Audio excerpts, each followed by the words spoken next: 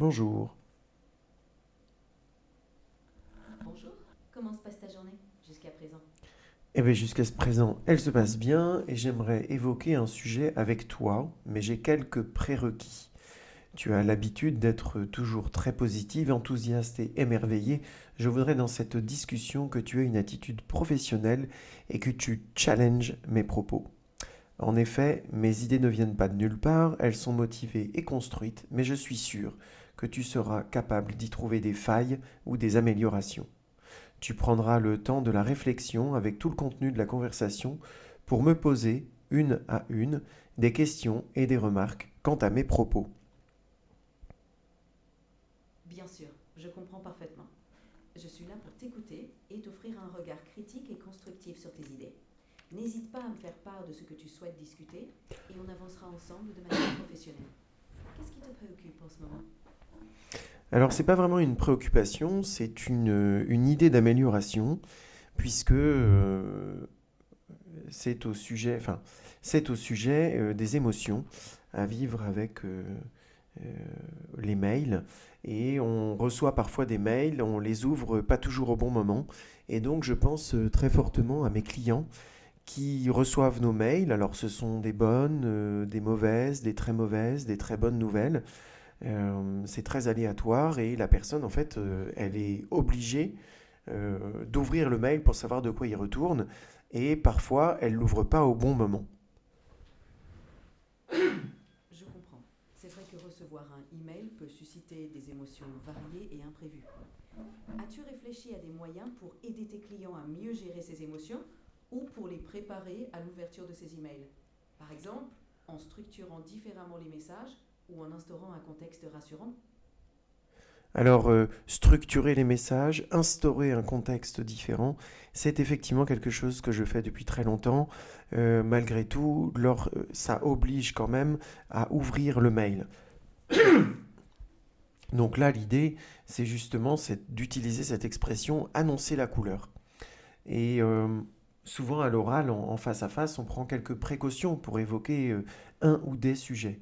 Si l'on prend ces précautions, c'est tout simplement pour annoncer et mettre la personne dans une certaine condition d'accueil de l'information. Mais le mail, il faut l'ouvrir pour savoir de quoi il retourne. Et donc en fait, l'idée que je propose, c'est finalement d'utiliser un code couleur dans le sujet du mail pour annoncer ce qui est contenu dans le mail et ne pas prendre par surprise euh, la personne qui va ouvrir le mail et qui manifestement va avoir une information pour laquelle c'était vraiment pas le bon moment euh, de l'ouvrir.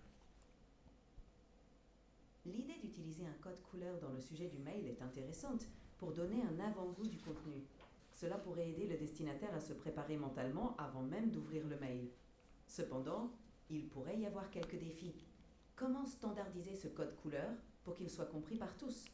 Comment éviter les malentendus ou les interprétations variées? As-tu déjà réfléchi à un système précis ou à un exemple concret de ce code couleur? Alors oui,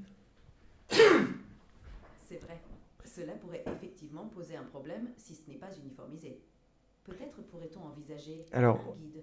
Alors, je vais te dire, et tu vas justement me dire ce que tu en penses. Déjà, j'ai l'impression, enfin, je te sens assez positive sur le fait d'utiliser cette expression j'annonce la couleur dans mon mail. Voilà, dans le sujet. Je pense qu'effectivement, comme toi, euh, ça permet à la personne d'indiquer la disposition dans laquelle il doit se trouver. Et peut-être, moi, ce que je vois, c'est surtout de lui éviter d'ouvrir un mail alors qu'il est dans un moment de sa journée qui est juste déjà en très très haute tension. Et donc là, il ouvre un mail d'un architecte qui a envoyé le mail au moment où il l'a envoyé, hein. Je pense que l'architecte ne peut pas décider du moment précis et opportun auquel envoyer le mail. Donc l'interlocuteur, alors là on pense beaucoup au client, mais l'interlocuteur reçoit ce mail et ben, il l'ouvre, il a bien envie de savoir ce qu'il y a à l'intérieur. Donc je pense que sur le principe, on est d'accord. Oui, je vois tout à fait l'intérêt de cette approche. En donnant une indication dès le sujet, Tu permets à la personne de choisir un moment plus approprié pour lire le mail.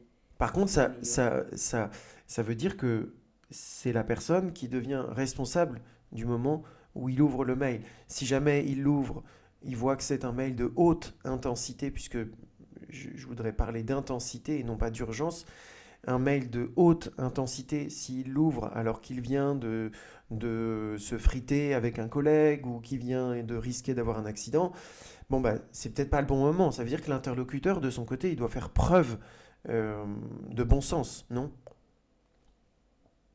Exactement. Cela responsabilise l'interlocuteur en lui permettant de choisir le moment qui lui convient le mieux. Cela favorise une meilleure gestion de ses émotions et de sa disponibilité mentale. C'est une manière subtile de respecter le rythme et l'état d'esprit de la personne qui reçoit le mail. Tu as déjà pensé à comment introduire ce code couleur de façon claire pour que ce soit facilement compréhensible par tes destinataires? Alors oui, Super. et C'est donc, parfait. alors je te montre la chose. Donc ça c'est un modèle, enfin je montre l'élément à l'écran et je te le décris. C'est un modèle de mail. En sujet, j'ai mis 6 ronds de couleurs et dans la signature du mail, j'ai mis la signification de ces couleurs. L'idée, c'est que dans le sujet, ce modèle de mail donc, intègre toutes les couleurs et que l'on puisse garder les couleurs qui correspondent au contenu du mail. Dans l'absolu et dans cette première explication, je pense que on peut dire qu'on va garder une seule couleur par mail, mais on va voir qu'il y a différentes pratiques qu'on pourrait avoir vis-à-vis de ça. Donc, on a une première couleur verte qui est censée amener une bonne nouvelle. Ensuite, on a la couleur blanche qui est neutre et c'est pour information. Puis, on a la couleur bleue, ça veut dire une décision est attendue. Une décision ou une action, en tout cas un retour, est attendu de la part de l'interlocuteur. Ensuite, on a la couleur jaune. Ce sont plusieurs décisions, actions, retours qui sont attendus de la part de l'interlocuteur. En orange, et là je pense qu'il faut qu'il y ait un seul sujet par mail orange, c'est il y a un imprévu. Cela ne se passe pas comme prévu. Euh, Merci de prendre vos dispositions parce que vous allez devoir vraiment user de réflexion, d'intelligence, de, de, comment dire, voilà, vous allez avoir une nouvelle qui ne va pas forcément dans le sens du projet envisagé. Et puis enfin, on a la couleur rouge qui correspond à une situation critique. Là encore, je pense que sur cette couleur rouge, il ne faut qu'une seule information de haute intensité par mail, quitte à faire plusieurs mails et que ça devienne des fils de discussion euh, sur un sujet en particulier. Alors voilà, je suis très positif quant à cette idée, mais je suis sûr que tu auras des idées pour... Il y a peut-être des failles ou des écueils que je n'imagine pas, et tu auras peut-être des idées pour améliorer ce système. C'est une approche bien structurée et je vois le potentiel. Cependant, quelques points mériteraient réflexion. 1. Uniformisation. Assurer que tout le monde comprend et utilise le code couleur de la même façon pourrait nécessiter une formation ou des explications claires. Sans cela, il y a un risque de confusion. 2. Surcharge visuelle. Trop de couleurs pourrait rendre les sujets moins lisibles ou même créer de l'anxiété. 3. Contexte culturel. Les couleurs peuvent avoir des connotations différentes selon les cultures, ce qui pourrait prêter à confusion. 4. Adaptabilité. Il faut s'assurer que ce code s'adapte bien aux différents types de mails et d'interlocuteurs. Que penses-tu de ces points? Peut-être que des tests avec un petit groupe pourraient aider à affiner ce système avant un déploiement plus large. Alors oui, ça, les tests, je pense que c'est important. Est-ce que tu pourrais reprendre les points un par un et que je puisse te répondre sur chacun? Bien sûr, allons-y point par point. 1. Uniformisation. Penses-tu qu'une formation ou un guide clair serait nécessaire pour s'assurer que tout le monde comprend et utilise le code couleur de la même manière? 2. Alors Surcharge attends, visuelle. on va prendre le premier point d'abord. Donc pour le premier point, je ne pense pas qu'une formation en tant que telle soit nécessaire.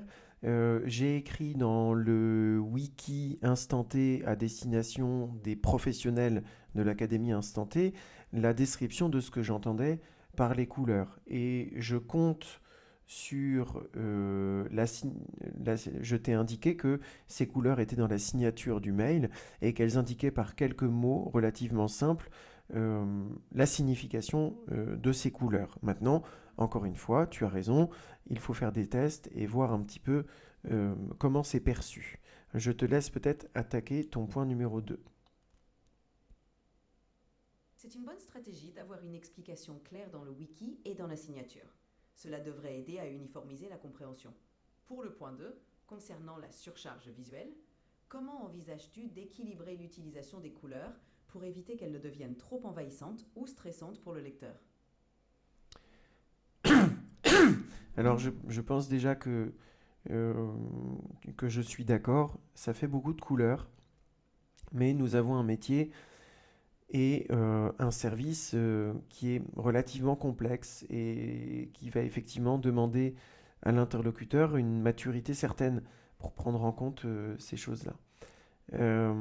Pour l'utilisateur, je trouve quand même que les catégories sont relativement bien découpées, relativement claires, et je pense que je compte sur une récurrence pour que autant celui qui envoie le mail que celui euh, qui va recevoir le mail, que ce soit quelque chose de relativement léger. Là encore une fois, c'est l'expérience qui va parler. Je, voilà ma réponse et je te laisse peut-être m'indiquer de nouveau ton point numéro 3. C'est vrai que l'expérience et la répétition peuvent aider à rendre ce système plus intuitif. Concernant le point 3, le contexte culturel, as-tu pensé à comment gérer les différences d'interprétation des couleurs qui peuvent varier d'une culture à l'autre pour éviter toute confusion ou malentendu? Je n'ai pas trop d'inquiétude vis-à-vis du culturel. Euh, encore une fois, je pense que les données sont relativement simples euh, et voilà, je ne suis pas trop inquiet. Là encore une fois, je pense que l'expérience répondra à cette question. D'accord, c'est compréhensible. Pour le point 4, l'adaptabilité. Comment envisages-tu d'ajuster ce système pour qu'il fonctionne avec différents types de mails et d'interlocuteurs? Alors là, j'en parlais au tout début, je pense que on peut tout à fait s'approprier, enfin chaque utilisateur, donc professionnel, peut s'approprier ce code couleur, peut-être le diminuer, l'augmenter, lui donner des informations, des significations qu'il va personnaliser. Encore une fois, l'Académie Instanté propose des process, propose des fonctionnalités, et c'est aux utilisateurs de les utiliser en tant que tels quand ils démarrent chez Instanté. Je pense que ça c'est important. On commence par apprendre à conduire une voiture avant de commencer à régler l'allumage et la pression des pneus.